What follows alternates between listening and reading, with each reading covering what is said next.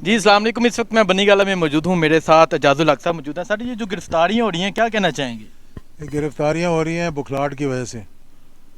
حکومت کو احساس ہونا چاہیے کہ آج اگر حکومت میں ہے تو کل کہاں ہوں گے؟ اپوزیشن میں۔